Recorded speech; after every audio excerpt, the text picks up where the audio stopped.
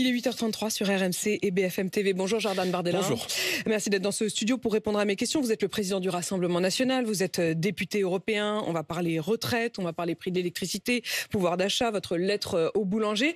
Mais aussi on va parler Brésil, Zidane et Welbeck. Zidane d'abord, parce que Noël Le Graët, le président de la Fédération française de football, hier soir sur RMC, a été, on peut le dire, désinvolte, voire méprisant et grossier vis-à-vis de Zinedine Zidane. Au Brésil, s'il y va, rien à secouer. Et s'il avait essayé de m'appeler, je ne l'aurais pas pris au téléphone. Est-ce qu'il représente encore, à vos yeux, la Fédération française de football, Noël Le Graët ? Bon, ce sont des propos qui sont particulièrement inélégants, méprisants, je trouve insultants à l'égard d'un joueur qui est une légende du football, de l'histoire du football français, qui est un champion du monde. Et je ne comprends pas ces propos. Je pense qu'elle blesse beaucoup, ces propos en tout cas blessent énormément de supporters. Et probablement que, je l'espère, ces mots ont dépassé sa pensée. Il plaide la maladresse ce matin, ça suffit ? Ou la fédération plaide la maladresse. Le moins qu'on puisse dire, c'est que probablement le Dre January, c'est peut-être pas son truc. Ah, vous pensez qu'il y a un peu de picole ? Bah, je sais pas. Ces propos sont hasardeux. Ouais. Et j'espère qu'il aura l'occasion de s'excuser parce que je pense que ça crée une incompréhension chez beaucoup de supporters du foot. Il faut qu'il s'excuse. Pour vous, il faut qu'il s'excuse. Il faut qu'il s'excuse et il faut peut-être qu'il envisage sa succession. De partir plus tôt, de ne pas rester. Bah vous savez, c'est un peu comme en politique, quoi. C'est-à-dire qu'il faut savoir se retirer quand on est au top. Et quand à un moment donné, on sent qu'on décline, il faut savoir se retirer avant qu'il soit trop tard. Quand vous avez des joueurs de l'équipe de France comme Kylian Mbappé qui le remettent en place, en tweetant hier, Zidane c'est la France, on ne manque pas de respect à la légende comme ça. Il a raison. Alors on pourra dire c'est un joueur qui s'élève contre son président, on manque pas de respect à son président, mais le président manque de respect à une légende du football français. Donc oui, je trouve ces propos particulièrement insultants et injurieux.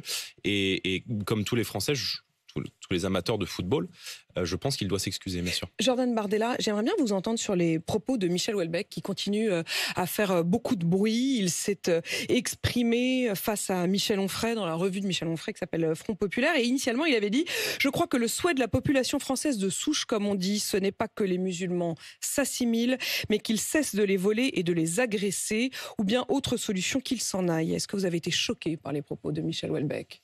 Oui, c'est des propos qui sont excessifs parce que ça revient à mettre à peu près tout le monde dans le même sac.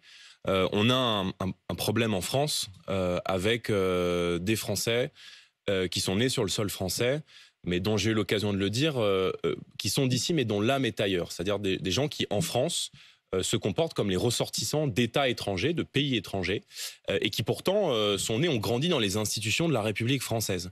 Là, on a un problème avec des personnes, effectivement, qui se comportent comme tel. On a un problème également avec l'islam politique et l'islam radical dans notre pays.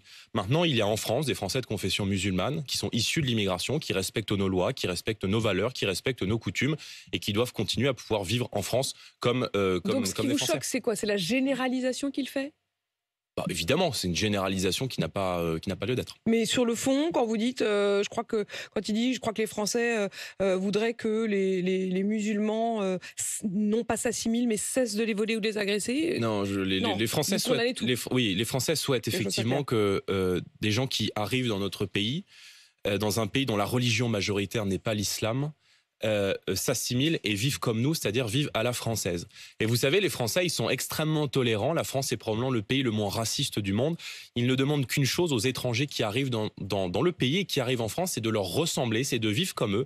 Et c'est de faire cet effort exigeant qui a été fait par des générations entières d'immigrés qui sont arrivés en France dans les années 50 ou 60, c'est-à-dire oublier une partie de leur culture d'origine dans leur pays de départ pour se fondre dans la communauté nationale. Je pense qu'être français, je l'avais rappelé sur votre plateau à l'occasion de la Coupe du Monde, c'est d'abord et avant tout un état d'esprit. Le recteur de la Grande Mosquée de Paris avait envisagé de porter plainte contre Michel Houellebecq avant de se rétracter parce que Michel Houellebecq a dit qu'il atténuait ses propos et notamment des propos sur la guerre civile. Initialement, dans son premier propos, Michel Houellebecq avait dit qu'il pensait que des actes de résistance auraient lieu si des territoires entiers étaient sous contrôle islamique. Aujourd'hui, il atténue, dit-il, en disant « Je ne crois pas finalement que les conditions soient actuellement réunies pour une guerre civile. Il faudrait d'abord que la police ne puisse effectivement plus pénétrer dans certains quartiers. Ce n'est pas le cas.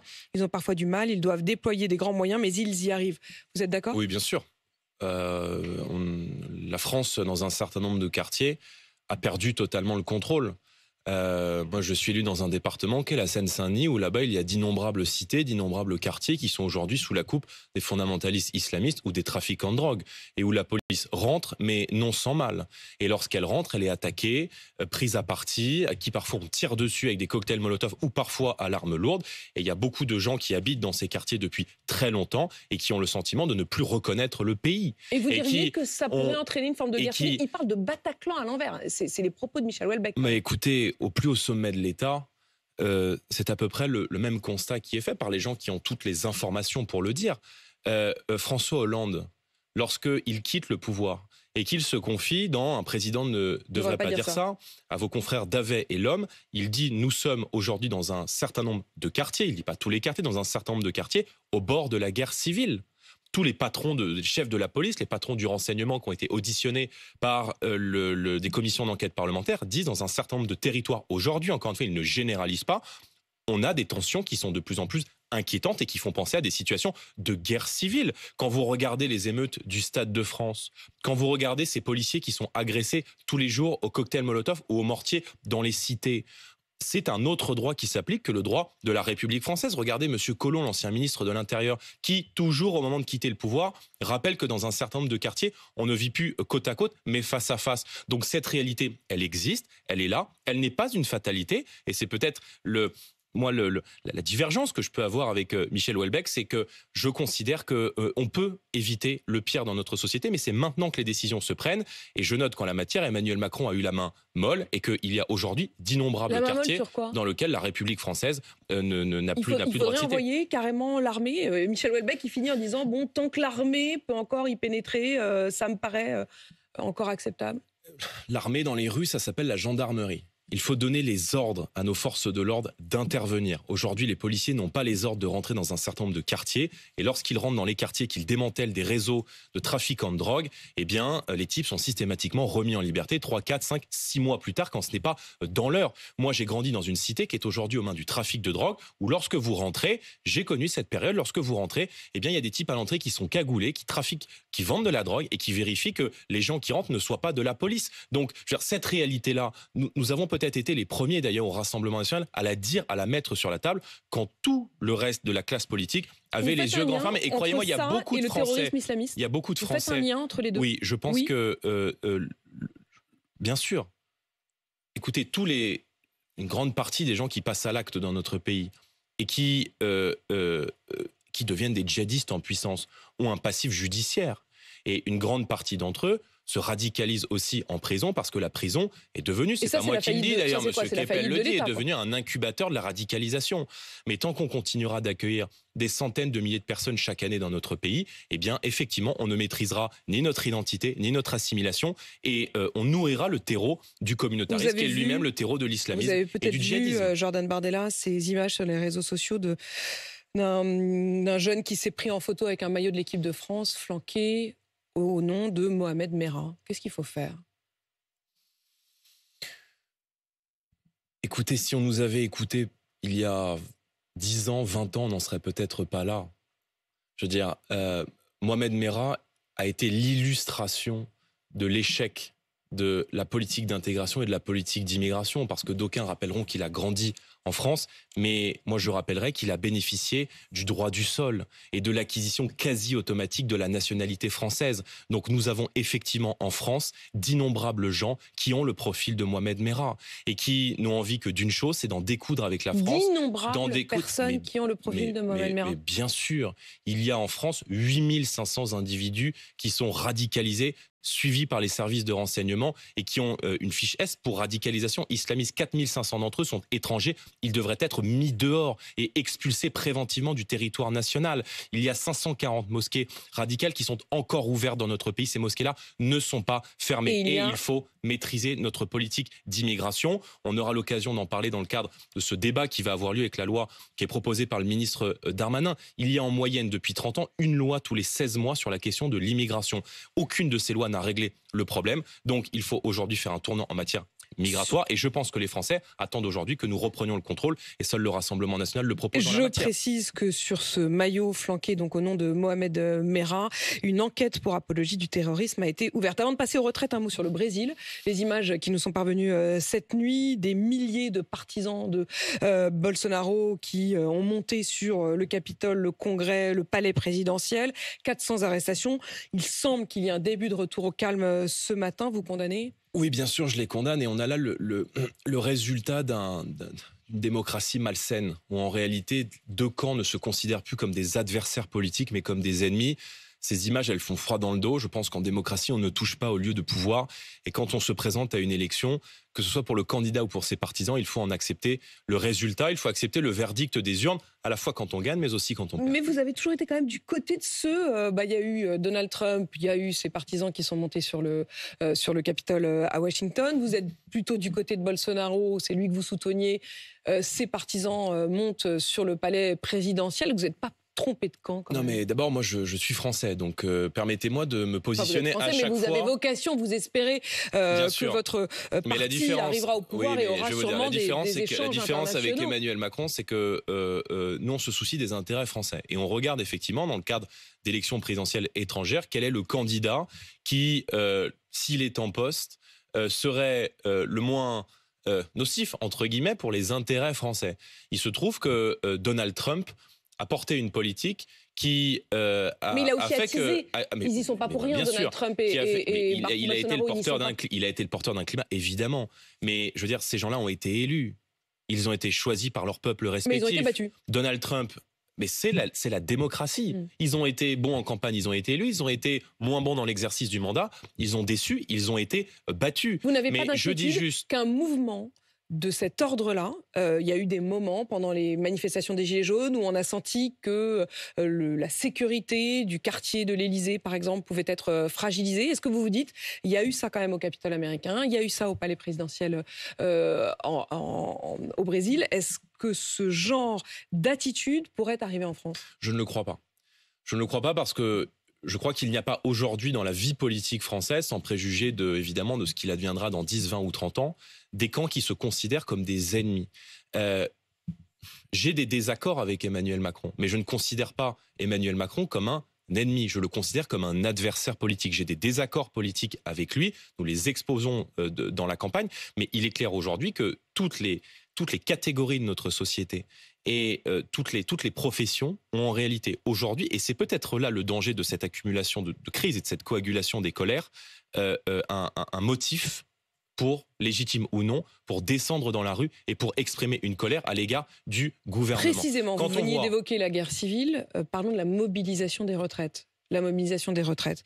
64 ans, 43 annuités, c'est ce qui devrait ressortir de la déclaration d'Elisabeth Borne demain. Est-ce qu'il faut manifester contre ce projet ? Vous êtes contre politiquement, est-ce que vous iriez dans la rue ? Moi, je suis à la tête d'un mouvement politique qui est le premier groupe d'opposition à l'Assemblée nationale, le Rassemblement national. Donc nous allons mener l'opposition à ce projet de loi. Nous allons mener l'opposition à ce projet de loi d'abord parce que je considère que ce projet de loi est injuste. Il est injuste pour 64% des Français, c'est ce qui ressort du sondage ELAB qui a été diffusé par BFM TV. Il est surtout injuste parce que beaucoup de Français ont le sentiment que Emmanuel Macron est aujourd'hui en train de mener une guerre sociale au peuple français. Cette réforme, d'abord, elle ne se justifie pas économiquement. Le système des retraites n'est pas en péril. C'est un mensonge. Ça dépend d'où vous vous placez, quoi. Le rapport du Conseil d'orientation des retraites, il nous dit une chose très 2-3 claire. ans, il dit quand même qu'on va passer en déficit. Certains voient le verre à moitié plein, d'autres à moitié vide. Non, mais il y a différents scénarios qui sont testés par le Conseil d'orientation des retraites, mais il y a un consensus pour dire aujourd'hui... En tout cas, vous n'êtes pas d'accord sur l'idée qu'il faut absolument... Qu'il y a 14%, c'est la part des dépenses des retraites dans le PIB. En 2022, en 2070, on sera peu ou prou, 50 ans plus tard, à 14% de dépenses du PIB, c'est-à-dire à peu près à la même chose. La question qu'on doit se poser, ce sont ces 10 milliards d'euros de déficit dans le système de retraite français, et est-ce qu'on accepte de consacrer 10 milliards d'euros par an de déficit pour sauver le système des retraites? Et vous dites on sait que repousser, moi je dis que la retraite c'est pas de la comptabilité comme le considère le gouvernement, c'est un choix de société. Et je pense qu'aujourd'hui il y a d'innombrables Français qui nous écoutent ce matin, qui se demandent comment est-ce qu'ils vont faire aujourd'hui pour travailler jusqu'à ne serait-ce que 62 ans et pas seulement 64 ans. Regardez la génération de mes parents. Mes parents sont nés respectivement en 62 et en 68. Ils ont pris là en une décennie 4 années de travail supplémentaires. Et compte tenu de la difficulté de leur travail, ils se demandent aujourd'hui comment est-ce qu'ils vont faire pour travailler ne serait-ce que jusqu'à 62 ans. On sait très bien que de repousser l'âge de départ à la retraite... et les carrières longues devraient être prises en compte. Vous n'y croyez pas, visiblement. Mais bien sûr que je n'y crois pas. Emmanuel Macron est l'homme qui a retiré 4 des 10 critères de pénibilité qui sont notamment pris en compte depuis 2015 dans ce fameux compte de prévention de la pénibilité. La manutention a été retirée. L'exposition aux produits chimiques a été retirée. Donc, on voit bien que c'est là, si vous voulez, c'est le système de retraite à la schlag. C'est d'une brutalité inouïe pour des millions de gens. On sait très bien que de repousser l'âge de départ à la retraite va entraîner un effort supplémentaire qui va peser sur les plus modestes. On sait que les gens qui travaillent dans des bureaux, qui commencent à travailler à 24, 25 ans, partent spontanément plus tard. Jordan Bardella. Juste, excusez-moi, si j'en termine sur le rapport du corps. En vérité, le corps nous dit quoi? Que d'augmenter l'âge de départ... c'est le Conseil d'orientation des retraites. Exactement. À la retraite, pourrait augmenter les dépenses sociales de la France, de 5 milliards d'euros par an, pour une raison très simple, c'est que 42% des gens qui arrivent à la retraite sont aujourd'hui au chômage. Donc, repousser l'âge de départ à la retraite, ça revient à faire travailler plus longtemps des chômeurs. Donc, le gouvernement cherche quelques milliards d'euros d'économie pour financer une faillite économique qu'il n'arrive plus lui-même à maîtriser et qu'ils ont eux-mêmes organisée. Votre réponse à vous, au RN, c'est votre forme de réforme à vous. Dans votre programme présidentiel, vous disiez retraite à 60 ans pour les personnes entrées dans la vie active entre 17 ans et 20 ans. Exactement. Mais vous précisez aussi que si on est rentré à partir de 25 ans, il faudra 42 annuités minimum. Ça veut dire 67 ans. Évidemment, si vous commencez, ça veut dire 67. Évidemment, si vous commencez à travailler à 25 ans, vous allez partir un peu plus tard, et notamment à taux plein à partir de 67 ans. Mais en réalité, notre réforme, c'est la plus efficace économiquement et la plus juste socialement. Oui, enfin, si je vous écoute, vous êtes tous plus efficaces, plus justes. Alors. Oui, bon, ça c'est... vous recevez les responsables politiques tous les matins. Dites-moi comment ça marche. C'est un peu le jeu. Mais je vais vous prouver pourquoi est-ce que la nôtre, c'est la plus juste. Parce qu'en fait, c'est la plus progressive. C'est-à-dire qu'on considère qu'entre 17 et 20 ans, il n'y a pas le système d'usine à gaz, du compte de prévention du C2P, qui est le compte de la pénibilité, qui a bénéficié, je vous le rappelle, dispositif carrière longue, à 15 000 personnes depuis 2015, alors qu'il y a 700 000 personnes qui arrivent à la retraite chaque année. Nous, entre 17 et 20 ans, vous partirez à 60 ans avec 40 annuités. Il n'y a pas de débat, c'est simple, c'est clair, c'est efficace, il n'y a pas de mensonge et vous le savez dès le départ. Ce qui va inciter aussi beaucoup de jeunes à rentrer beaucoup plus tôt sur le marché du travail. Et au-delà, vous avez raison, il y a une progressivité qui se met en place et qui va jusqu'à un âge de départ légal de 62 ans et de 42 annuités. Donc effectivement, si vous commencez à travailler à 25 ans, eh bien, vous partirez un peu plus tard.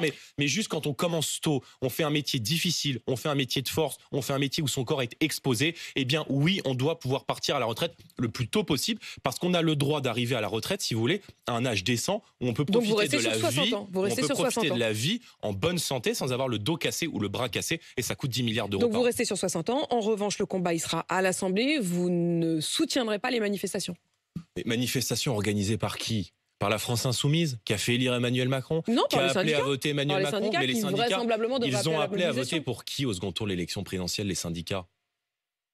Vous pensez qu'ils soutiennent Emmanuel Macron? Ils ont appelé à voter pour Emmanuel Macron. Donc ils sont évidemment les complices du saccage social, de la guerre sociale qui est en train de mener Emmanuel Macron au peuple français. Quand on est cohérent, on ne va pas se vendre à Emmanuel Macron au second tour de l'élection présidentielle. Donc en fait, ils auraient dû... En fait, vous, il faut vous acheter, quoi. Faut dire, on veut voter pour vous et ensuite vous soutenez. Là, vous êtes d'accord avec leur combat, mais parce qu'ils ont dit au second tour qu'il fallait mieux voter Macron que Marine Le Pen, vous oui, moi, si vous voulez, je suis attaché à la constance en politique. Vous voyez, et les gens qui changent d'avis tous les 4 matins et qui... sur les retraites, qui se choisissent, choisissent le bourreau. Oui, j'ai des désaccords avec eux et je pense que cela discrédite totalement leur combat. Il n'en reste pas moins que dans les syndicats, il y a beaucoup de gens qui probablement ont voté pour Marine Le Pen au second tour de l'élection présidentielle. Dans les adhérents, vous voulez dire exactement. En revanche, une question. Les LR, ils vont faire quoi? Parce que vraisemblablement, ils vont voter pour, parce qu'ils sont assez d'accord. Non, mais c'est très intéressant. Est-ce que les Républicains, le parti Les Républicains, va cesser à un moment donné d'être la béquille du gouvernement d'Emmanuel Macron? Moi, je leur pose la question. Ils ont là l'occasion de voter les éventuelles motions de censure et de montrer qu'ils sont dans l'opposition à Emmanuel Macron. S'ils votent la réforme des retraites... S'il n'y a pas de 49.3, vous ferez quand même une motion de censure? Mais nous ferons des motions... On verra l'état du débat, mais probablement qu'on fera une motion de censure. Et à ce moment-là, le vote des Républicains sera déterminant. En vérité, ce sont les LR qui ont entre les mains l'issue de cette réforme des retraites. Donc, est-ce que les LR vont se vendre une fois de plus? Vous reprochiez aux gens de changer d'idée tous les 4 matins. Là, au moins, vous ne pourrez pas leur reprocher d'être incohérents. Mais le problème, c'est qu'ils votent tout ce que vote Emmanuel Macron. Donc, si vous voulez, à un moment donné, ça pose question. Sont-ils dans la majorité ou dans l'opposition? Est-ce qu'ils vont être courageux ou est-ce qu'ils vont, ad vitam aeternam, au risque de mourir, rester la béquille du gouvernement? Jordan Bardella, le groupe Indochine refuse de jouer à Perpignan tant qu'il y aura un maire Rassemblement National, en l'occurrence Louis Alliot. D'autres artistes pourraient également refuser, comme eux, ce festival qui a donc été déplacé pour des raisons d'organisation à Perpignan. Qu'est-ce que vous leur dites?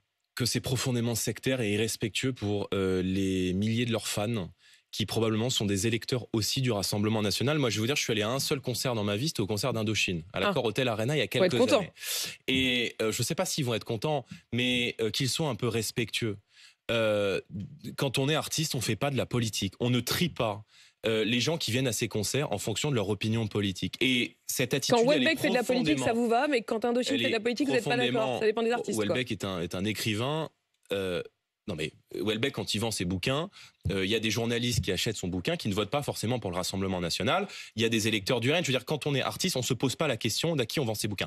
Donc c'est une attitude qui est totalement discriminatoire et que je trouve honteuse. Perpignan est une ville de 121 000 habitants. Et il y a probablement parmi ces 121 000 habitants des gens qui aiment Indochine. Donc ce que je souhaiterais, c'est que ces artistes-là, qui ont fait beaucoup d'argent sur la générosité du peuple français, soient beaucoup plus respectueux des opinions politiques qui sont des opinions privées. Jordan Bardella, président du Rassemblement National, merci d'être venu sur RMC BFM TV.